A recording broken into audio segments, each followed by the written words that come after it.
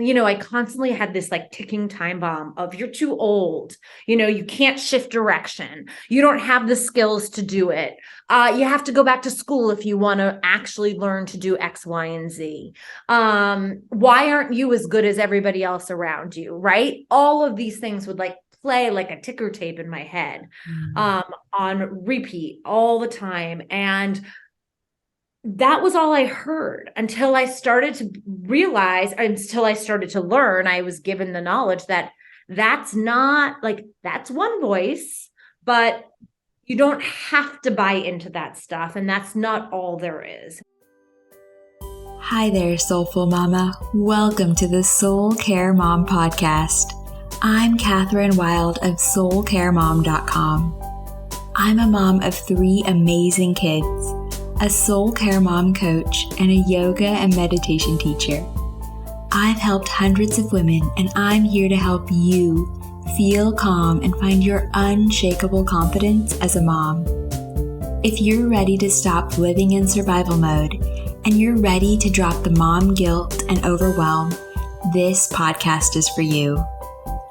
Think of this as a lunch date with a girlfriend. Grab a cup of tea and get cozy. It's time to get honest and vulnerable and shift the traditional mindset around motherhood. Be sure to subscribe to be the first to know when new episodes are released. Get ready to grow and feel empowered as a mom. I'm here for you, Mama. Let's get started.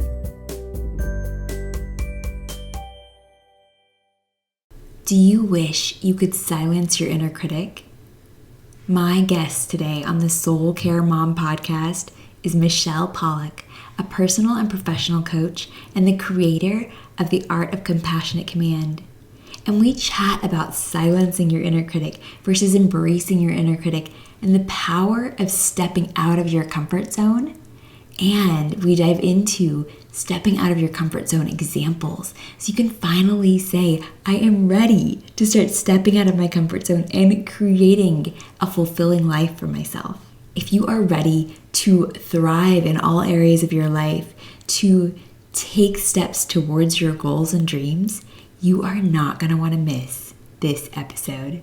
Hi, Michelle. Thank you so much for joining me today.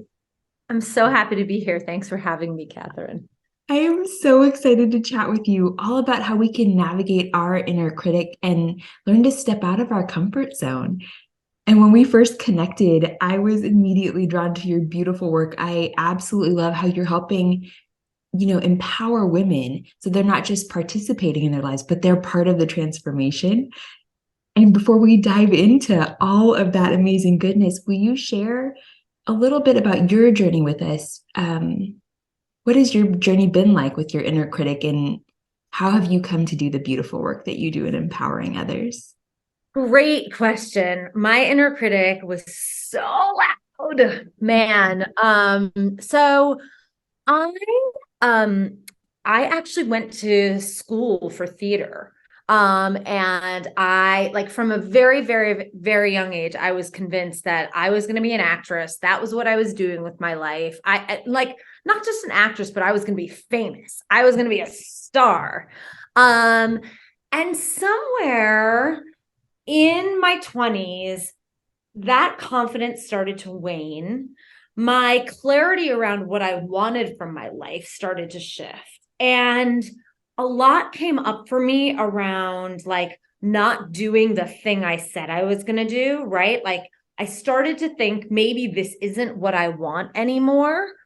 And with that came a lot of shame and self-judgment, because there was this feeling of failure and feeling like if I quit, I'm a quitter, rather than having this sense of, oh, as I've grown and gotten older, I want to do something different than I thought I wanted to do, right?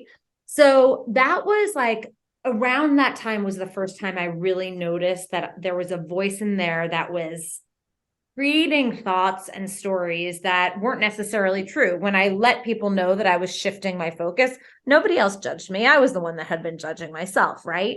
So I started to go in a different direction, but And I went and I worked with some Broadway producers. I was an assistant and then associate producer on some Broadway shows. I worked on Avenue Q. I worked on La Boheme when Baz Luhrmann did it. I had amazing experiences. I constantly felt like there's something more for me out there. Like I felt stuck. Like, is this all there is, you know? And I left New York and I went out to LA and I worked in television. And I was surrounded by all these amazing people who were doing amazing things. I had friends who were, producers. I had friends that were Broadway actresses, corporate lawyers, starting their own companies. And I just constantly felt like something's wrong with me. And I couldn't get it out of my head of this can't be all there is. And I finally started learning about myself and doing some personal development work and understanding that this voice that was kind of creating my narrative in my head was selling me a bad rap. You know, it was, and that I didn't have to buy into that story. And that if I actually looked at things from a different perspective and cultivated more of a sense of inner knowing, that I could actually do a lot more than I was giving myself credit for. That it wasn't, I constantly had this like ticking time bomb of you're too old, you can't shift direction. You don't have the skills to do it. You have to go back to school if you want to actually learn to do X, Y, and Z. Why aren't you as good as everybody else around you? Right? All of these things would like play like a ticker tape in my head, on repeat all the time. And that was all I heard until I started to realize, until I started to learn. I was given the knowledge that that's not like, that's one voice, but you don't have to buy into that stuff. And that's not all there is. And so it was around the time that I started having kids, actually, that I started slowing down a little bit. And something about having kids really reconnected me with my gut and my intuition. And when I went back to work after having kids, I was working in television and I was like, oh, something had shifted from I have to do this, I need to have success at this, and this is what success looks like, right? I'm going to have the corner office, to, oh, there's a lot of other things now that I want for my life. I want to be around for my kids more consistently. And I want to be around for myself. Like I want to have both. How can I do that? What does that look like? And success no longer looks like the corner office anymore, right? So I had to take some time to figure out what success did look like for me at this new stage in my life. And that led me down the path of like, oh, people had said to me a lot over the years, you'd be a great life coach. And I was like, a life coach? What's a life coach? And then I actually started to recognize how much I loved personal development, what huge difference doing growth work and doing thought work had made in my life. And, oh, this is possible to actually bring to other people, to empower them and to let them discover what do they want their lives to look like? What does it look like for us as we grow, as we get older, as things change, giving ourselves permission to actually make changes and not have things have to be one way just because that's how it's always been. And so I decided to go and get certified as a coach, I decided to go and take one class. And I was in that class for about 3 hours before I was like, oh my God, this is my thing. This is it. And so that was in 2015 and here we are. So that's been my journey. It was really learning first for myself. I don't want to feel this way anymore. I don't want to be so hard on myself all the time. I don't want to be in a constant state of judgment of myself, which also led to judgment of others, right? I don't want to, I want to be less controlling, especially when I had kids, right? There were just these things about myself that I knew weren't serving me. And at the same time, what I've grown to learn is that a lot of those things have a flip side that is really positive if you can lean into them and think of them in a different way. And so giving women those tools to let them see things through that lens has just been an amazing gift and journey to me. And I hope to the women that I work with. Oh my gosh, I'm sure it is. And thank you for sharing that journey. I think there's so many parts of it. I was like, oh my God, yes, I can relate. I can relate. I can relate. And I'm sure moms listening too can relate. Whether it's your job or whether it's becoming a mom, there's those parts of us that we get disconnected from. And so starting to be able to, yeah, find what it is that lights us up again is so powerful and important. And it's not one or the other, right? It's not being a mom or taking care of yourself. It's both and, like you were saying. And I love that. And so thank you. Thank you for sharing your journey. Yeah. But so that inner critic, it plagues so many of us so intensely, and it keeps us from taking care of ourselves, from ever prioritizing, our needs, our wants, our vision for our life. And it provides, mom guilt and all of those things. Yeah. Yeah. So can we dive into the inner critic some more? It can be Absolutely. such a struggle, especially for moms. Can you share, more about that? Yeah. So, it's so interesting because for so many of us, that voice, we're like, well, that's just us. That's just me. That voice I hear is just me. And we also don't often realize kind of how unkind we are to ourselves. But when you actually start to listen to the things you say to yourself, one of the things I love to say all the time is imagine if somebody was walking around like, when someone walks on your heels, kind of like gets on your heels. Imagine if there was someone walking like on your heels all the time, saying the things to you that you say to yourself. You'd want to turn around and punch them in the face, and yet we just accept those things when they come from us. Imagine if you heard your child saying those things to themselves. You would be horrified and so upset, right? And yet, again, we just say, well, that's me. That's just the thing I say that's just me. And it's actually not just who you are. Usually the inner critic comes out usually it's stronger in one area of our lives, but for some of us, it's present everywhere, either professionally, as a parent or a partner, in friendships. Sometimes it's about like our body image or aging or what we look like. But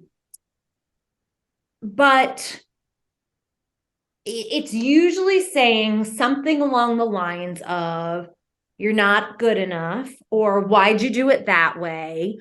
Or you shouldn't do that. That's too risky. A lot of times, especially professionally, when we want to take a risk, the inner critic will give you that, like the idea that you're not ready, or you'll be ready when, like, you need to go get more training. It's really interesting. There's this statistic with LinkedIn and applying for jobs. Men will apply for a position even if they only have about half of the qualifications necessary, like deemed necessary for the job. Women won't apply unless they have all of the qualifications. And so you can just imagine that's another place where your inner critic is going, oh no, you don't have those qualifications. So you can't, like, you're not ready yet, or that job's not right for you, right? We don't even give ourselves the chance. So, and it's really fascinating when you actually start to listen for that voice, to recognize how often it's coming up in your life. It's so much more than you realize. 80% of the average person's thoughts are negative. Mm. 80%. That's a lot. Yeah. Right?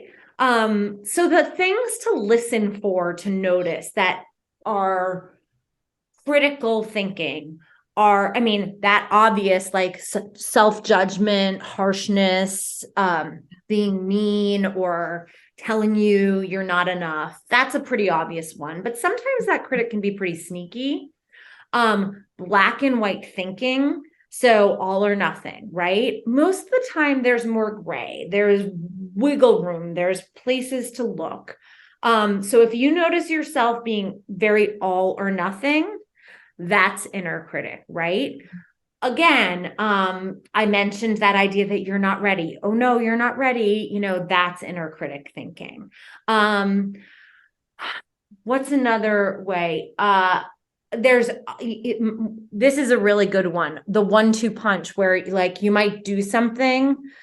Let's say you're giving a presentation and you have a critical thought about the way you gave the presentation, and then you'll get another thought of like, well, other people that have that kind of experience are good at this. You should have that kind of experience. So you beat yourself up first because you think you, quote, made a mistake or you didn't do well enough. Then you beat yourself up again on top of it because other people that have the same level of experience that you have would be able to do it better. That's another way in which the inner critic shows up. So those are a few examples of how you can identify that voice and start to listen for it. And I always say that awareness around starting to hear that voice and recognizing it is half the battle.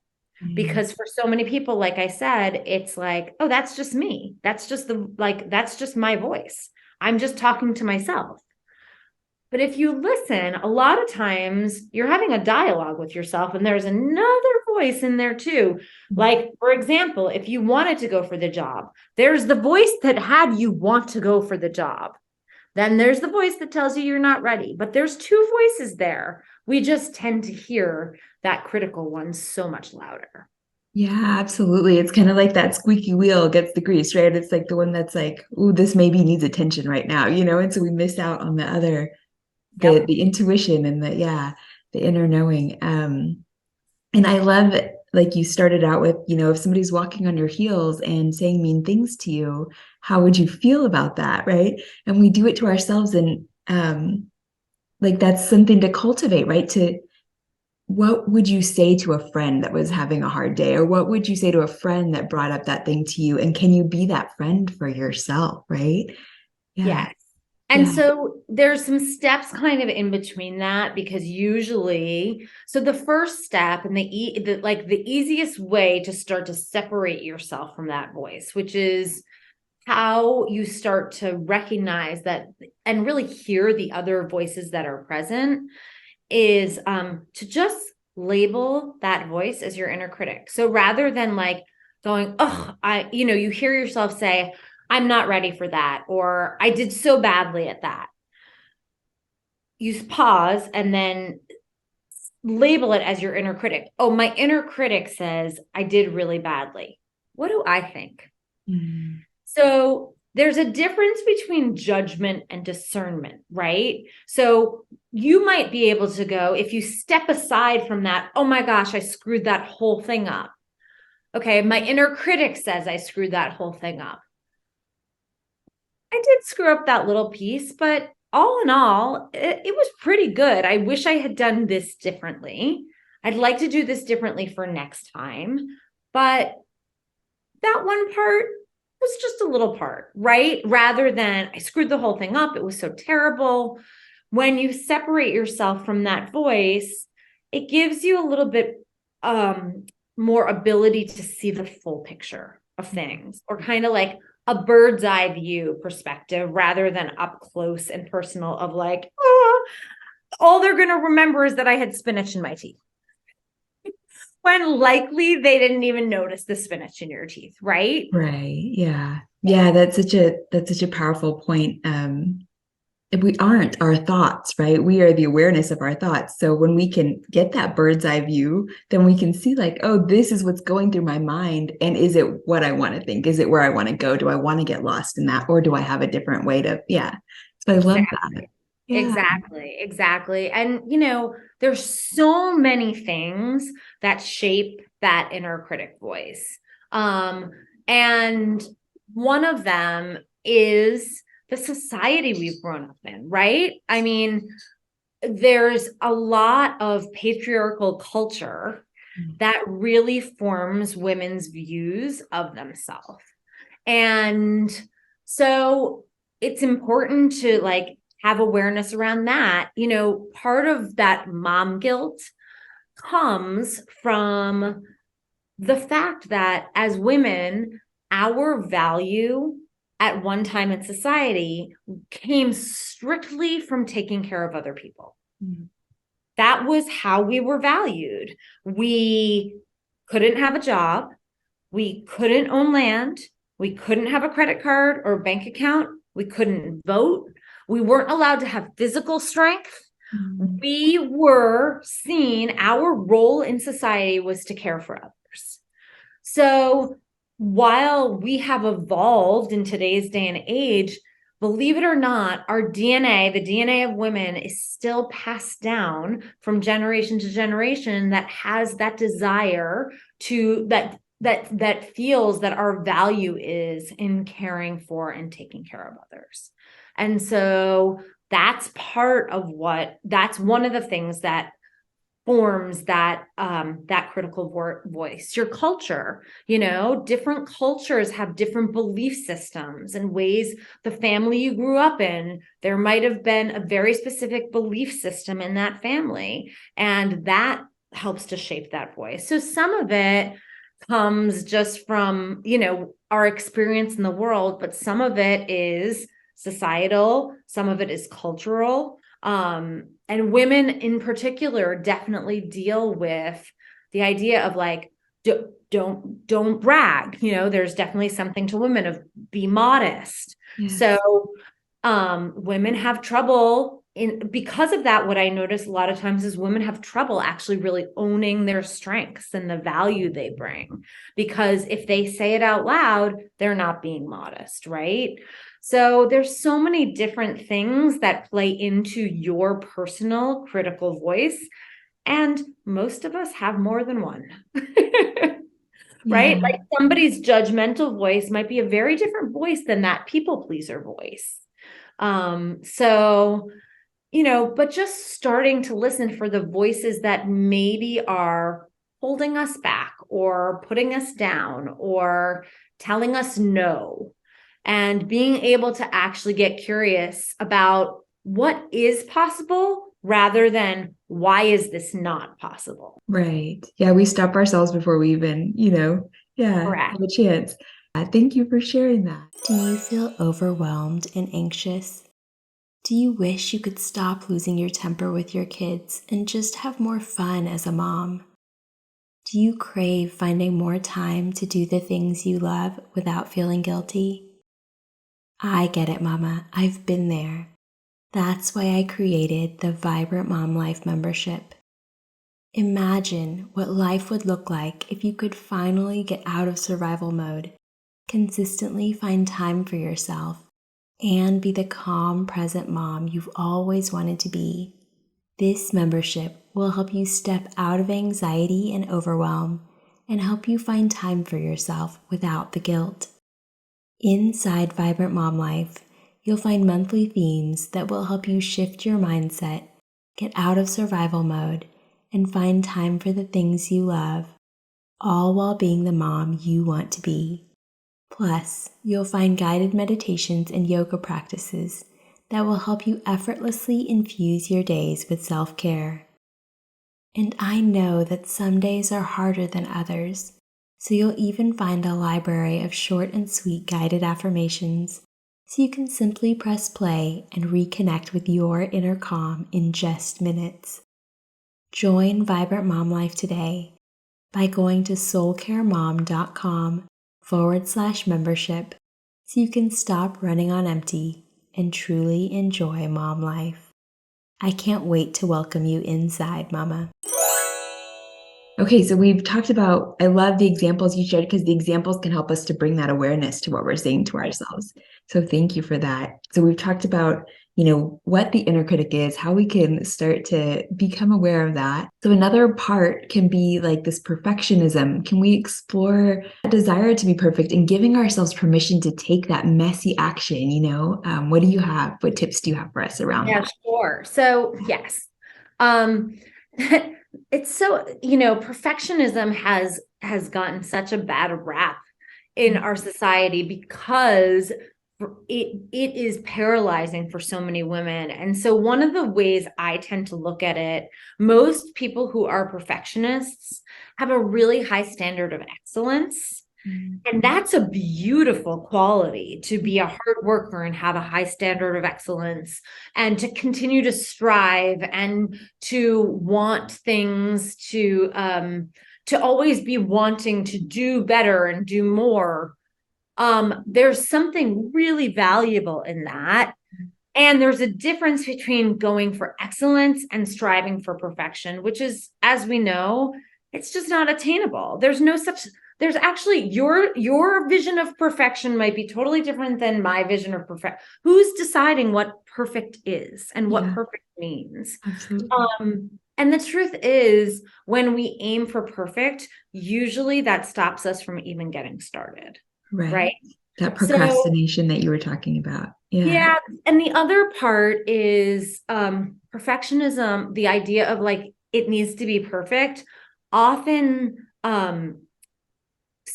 it creates this mentality that if we don't get it right or exactly right the first time, we're a failure. And that's part of what stops people from getting started. Like, what if I screw it up? What if it doesn't go well? And the way I like to view that instead, is that everything in life is kind of a science experiment. Imagine if the scientists and the doctors that were working to cure cancer gave up when they failed. How long have they been trying to cure cancer, find a cure for cancer? How many years? It's been years and years and years. But every time they, quote, fail, it's just information to get them closer and closer. And so when they have a success, along with their failure, they take it forward to make the next iteration better and better, right? But imagine if our scientists, when they had experiments, gave up when it failed. Experiment in and of itself is set up to maybe work, maybe not. And let's see what does and let's see what doesn't. So I love to reframe trying new things in that way so that you give yourself permission to actually explore and discover and get curious without the pressure of it needing to be perfect that first time. Most people who have what we view as great success have had tremendous failure along the way to that success. There's no such thing as an overnight success, as we all know, and we talk about this all the time. But when we look at things for ourselves, we aren't so willing to let it pertain to us in the same way, right? So if you can allow yourself to be messy, let it be messy, let yourself try and fall down and get back. Again, imagine if your child who is learning to walk had to get it perfect the first time. That is just what I was thinking. Yep. Yeah. It sounds so, as moms, that sounds ridiculous. Anything our kids do, we encourage them to try again until they finally get it right. I remember when I was a kid learning to snap, I got blisters on my fingers, trying. Imagine if we just did it one time and it didn't work and I failed, or a baby fell down and just was like, I'm never going to try to walk again. Yeah. If we could give ourselves some of that same grace and allow ourselves to sometimes take on the role of being a beginner when we're trying something new. Imagine what it's like when something doesn't go the way we want it to, rather than, yes, experience disappointment, like allow yourselves to have that full range of emotions, but then go, okay, what did I learn here so that I can move forward in a new way and do it differently next time? Rather than I'm a failure and that's it, which is so often how and it really is how you view yourself creates such a trajectory for where you're going to go next in your life. So if we can give ourselves a little bit of the grace that we give our kids, that we hope our kids will give themselves, if we can find some compassion. And the other thing is, if we can remember that often that critical voice is trying to keep us safe. Yeah. It's just trying to protect us because it wants to keep us safe. Our brains have not evolved from caveman days. So when that voice comes up, it's usually because we're going into fight or flight. And in caveman days, we were running from a saber-toothed tiger, or we were fighting off the enemy. And our lives have evolved, but our brains haven't. So our bodies still think that we're fighting off a saber-toothed tiger. And it goes into that fight or flight response. So if we can have some compassion for that part of ourselves that's trying to protect us from quite literally dying, it thinks that that's what it's protecting us from. And that's another way to deal with your inner critic, to go, okay, I see you. I thank you. I'm okay. I'm safe. Sometimes it goes deeper than that, and our bodies have a physical response too. And so we need to actually do some work with our central nervous system to help us actually feel like we're truly safe, rather than the panic that our nervous system goes into in those moments. So it's multifaceted, right? But the first step truly is that awareness of, oh, my inner critic says, and hearing that, and then being able to go, oh, there's another voice there too that has something to say. Yeah. Yeah, I love that so much. Okay, so if there's a mom listening right now and she's feeling really inspired to start, becoming aware of this inner critic, and she's saying, I'm ready to let, take some messy action. But she's feeling a little overwhelmed. Maybe she's feeling that, response in her body. She's feeling that anxiety. What would you say to her? How would you help her take that next step to step out of that comfort zone, to step out of that, fight, flight, freeze mode? Question. So the first step, when you do feel that feeling physically in your body, so interesting, because we have been trained to kind of ignore that. A lot of times, like, we've been taught not to listen to our bodies. So the first step is actually to connect with your body, to actually acknowledge what you're feeling rather than trying to ignore it, right? Yes. And to breathe. Yes, so One of powerful. the things I love to have my clients do is put their hands on their heart center. And if you do that and you put just a little weight there, you notice it almost feels like a weighted blanket. And just take a few minutes and take a couple deep breaths into that feeling in your heart center, and remind yourself that you're actually safe right now in that moment. And what happens when you breathe and you focus solely on the sensations of your body is that the activity in your brain shifts from that area that houses your fight or flight to the part of your brain that is more communicative, compassionate, curious, and courageous. And it just allows you to slow everything down, so that often when we're in fight or flight, we're like fast, fast, fast. And that's often what we're feeling in our body too, right? Like this anxiety. And then we get very reactive around that. So when you notice that, I mean, I feel it in my body when I even talk like that, right? I can feel. So when we take that moment to actually pause and to slow down and to breathe into ourselves, the first, and remind ourselves that we're safe. Like I'm safe. I'm okay right now, here in this moment. I am good. The first, the greatest question I think to ask yourself is, what's one small step that would make a difference for me right now? What's one small thing I could do that would make a difference? So, that it doesn't have to be this big job. You don't have to like decide, I'm writing a book, right? But you could decide, I'm going to sit down at my computer and I'm just going to or with a journal, and I'm just going to write for 5 minutes every day. I'm going to find 5 minutes every day. And I'm going to try to do it at this time because I know I will have the space at this time.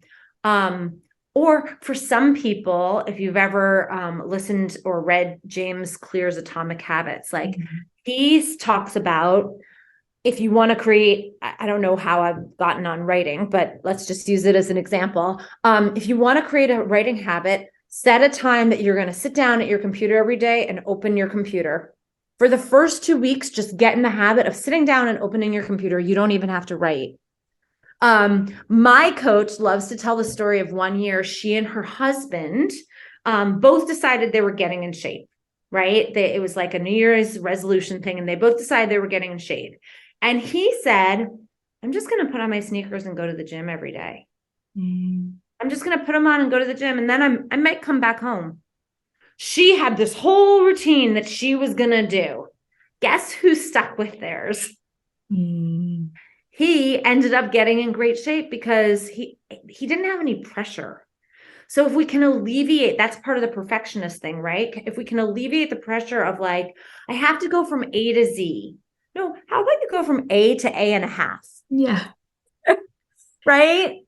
A to B at the most. Just one small thing that you can do that will make a difference for you in whatever area you're feeling pressure or you're feeling desire, or, even thinking about moms who want to take a little bit of time for themselves.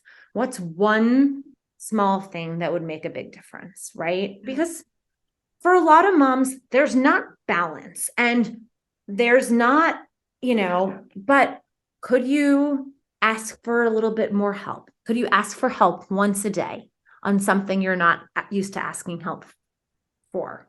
Yes. That's a great example of that one small thing that might make a difference, Love that. Yes. Oh, so many of the things you're saying, like the placing your hand over your heart, that's something I do with my clients too. Like it's this physical connection, right? Yes. We don't connect with ourselves enough. And that's a lot of the that feeling lost and that feeling like we're stuck. A lot of that happens because we're not, tuning in. So I love that. And the breath, it really helps to bring us into this moment, right? Out of the head and really here and now, out of like the mind chatter and the problems that we're creating right up here, and seeing what's really happening in front of us. I love all of that. The other thing that you had mentioned to me was that you focus on values. So values is a guide for living a fulfilling life. Can we explore that? How can we tap into our values to help us thrive? So it's really interesting. One of the things I think a lot of us don't necessarily know. We think we know what our values are because you think of values and you go, well, kindness. And, there's very standard values that a lot of people live by, or a lot of people think they live by. There's so many values to choose from. And when I start to really dive in with my clients to get clearer about what values are, it's really fascinating for them to recognize, oh, I have this value of freedom that's fighting with my value of security. How do we create a life where they both get to have some presence, right? Or I once had a client who had a value of wealth, and she had a lot of shame around that. Mm. Well, why do you think I didn't have the ability to live into that value? Because she was struggling so much to really own that wealth was important to her. And the reasons why wealth were important to her were not like material, shallow. There was a lot of depth to why that was important to her. So it's really important when we're getting curious about our values to try and really turn off that judgment and look at like, what do we want for our lives? What is most important to you in your life? What fills your cup? Another way to recognize what's really important to you is to look at what drives you crazy, Mm. right? So, like, if people being late drives you crazy, that points to a value probably of possibly reliability. Mm. Might be really important to you, right? Um, or like I stated before, um if security, if you notice that you have a lot of anxiety around finances, usually that points to a value of security. It's really important to you to feel safe and secure and to know. And that means probably, depending on what your other values are, but maybe you don't want to become an entrepreneur, right? Like that might not work in your if you're looking to live a life aligned with your values. Now, don't anybody who's listening to this like take my word for just because you have a value of security doesn't mean you can't be an entrepreneur. But it is all of them, when you look at all your values together and you know what's most important to you, to look at them and go, well, this is most important in my life right now. And this is most important in my life right now. And am I really living that value? What does that value mean to me? The way I've defined security might be totally different than the way you define security, Catherine. The way I define reliability might be totally different than the way you define it. Relationships are a value. Friendship is a value. Mm. Authenticity, integrity. My definitions for those things are how I feel about them. If I had a lot of my clients have connection as a value. Each one of their definitions for connection is a little bit different. So recognizing what does that mean to me, and then looking if I look at this value and the big picture of my life, how much am I living it in my life right now? Is it a 9? Is it a 5? Is it a 2? And usually when we feel out of alignment or fulfilled, it lines up with a value that we're not actually honoring in our life. So true. Yeah. And I love that, like at the beginning of our chat, like you mentioned how what was success to you isn't anymore. And just like that, what is important in this season of your life, they can think there can be that fear of missing out, right? Like, oh, if I stop saying yes to these things, I won't have that opportunity later. But what's important to you now will help you to live that fulfilled life and will open up doors to what's meant for you. That's so spot on. When I was looking at going back to work in entertainment, there was a job that I was up for, and I really loved this woman. And she said to me, she was like, I really need you to think about this. I know what it's like to have little kids at home. And she said, I really, really like you. I want you to make sure you can commit to this time, like what this job looks like. And I took the weekend and I wrote her back and I said to her, this is a really hard note to write to you, but you're right. There would have been a time where I would have been happy to eat, sleep, and breathe my work. But now I can eat it or breathe it or sleep it, but I need the other two for my family. Yes. And it was just my values had shifted. And that was a moment where I recognized that. And I had to say, okay, maybe I need to look in a different direction for what I want next, because career is not the only thing that's important to me. And so success in a career, success now includes being a mommy. Yeah. And so not only being a mom, and by the way, if that's what is most important to you and you want to focus on your children, wonderful. Just choose it. Yeah. There's a difference between choice and like life happening to you.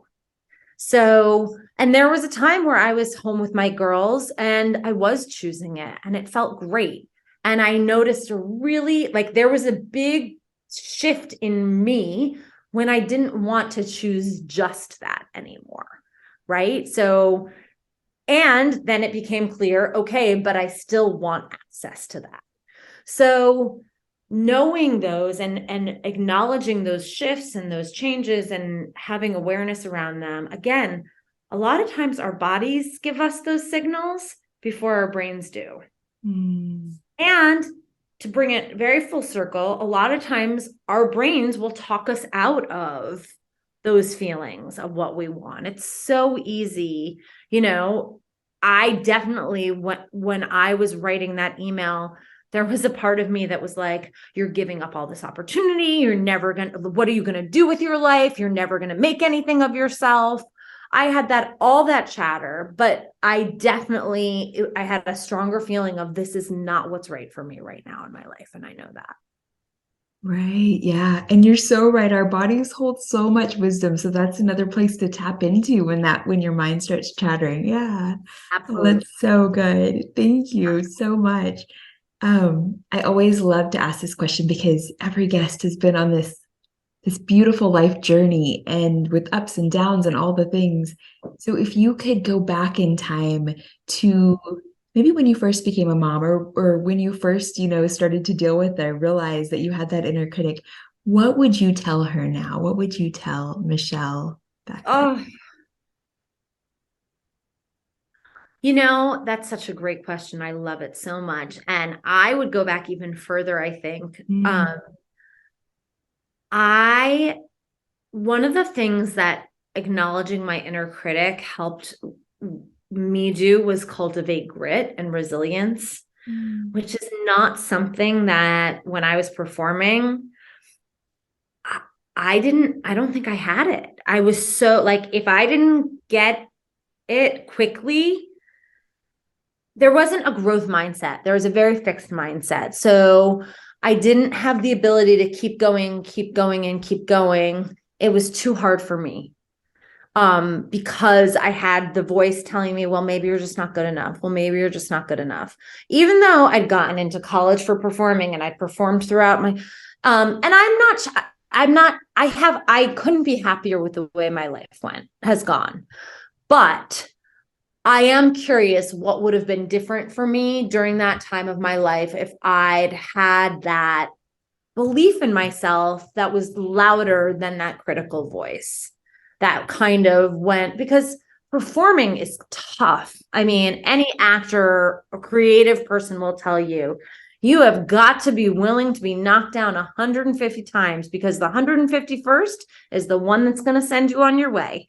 And so, but the critical voice, every time I got knocked down, even when I had successes, and this is an interesting statistic also, you need 5 positive experiences for every 1 negative experience. So I'd have like 5 great auditions where I'd get a call back in this and I'd get closer and then I wouldn't get it. And that erased, Yes.